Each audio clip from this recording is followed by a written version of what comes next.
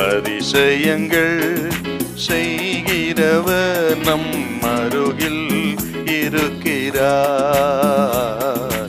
அற்புதங்கள் செய்கிறவர் என்றும் நமக்குள் வசிக்கிறார். 2 நாளாக 7:14. என் நாமம் தரிக்கப்பட்ட என் ஜனங்கள், என் நாமம் தரிக்கப்பட்ட என் ஜனங்கள் தங்களை தாழ்த்தி ஜெபம் பண்ணி என் முகத்தை தேடி தங்கள் பொல்லாத வழிகளை விட்டு திரும்பினால் அப்பொழுது பரலோகத்தில் இருக்கிற நான் கேட்டு அவர்கள் பாவத்தை மன்னித்து அவர்கள் தேசத்துக்கு சேமத்தை கொடுப்பேன்.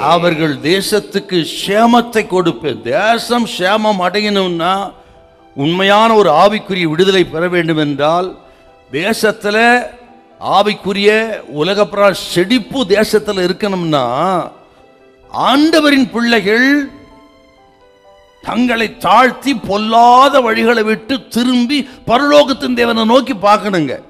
அப்போதான் தேசத்துக்கு சேமம் வரும்.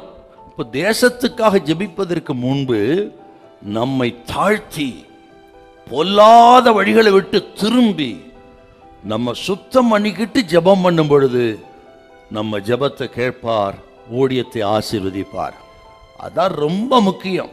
குடும்ப வாழ்க்கைக்கும் அதுதாங்க, ஊழியத்துக்கும் சரி தேசத்துக்கும் சரி. இன்னைக்கு ஏன் எனக்கு ஆசீர்வாதம் இல்லை, என் காரியங்கள் ஏன் ஜெயமா இல்லை, என் ஊழியத்தில் ஏன் வளர்ச்சி இல்லை, ஏதெல்லாம் நடக்கலை என்று கொஞ்சம் ஆராய்ச்சி பார்க்கணும். நம்ம அவர் தாங்க சொல்லிருக்காரு, என் ஜனங்கள் தங்களை தாழ்த்தி பொல்லாத வழிகளை விட்டு திரும்பினால் பரலோகத்தின் தேவனை நோக்கி பார்த்தா சேமத்தை வரும்னு அவர் தானே சொல்லிருக்காரு.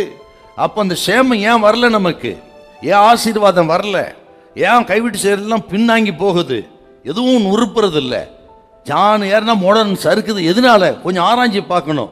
எங்கே சம்திங் ராங். அதான் சொல்றாங்க, தன் பொல்லாத வழிகளை விட்டு அவர் முகத்தை தேடினார். எல்லாருக்கும் கர்த்தர் பேசுறாரு இன்னைக்கு. அந்த இடத்தை நீங்க கண்டுபிடிச்சு அதை நீங்க சரி பண்ணாதான் குடும்பத்துக்கும் சரி தேசத்துக்கும் சேமத்தை கர்த்தர் கொண்டு வருவார்.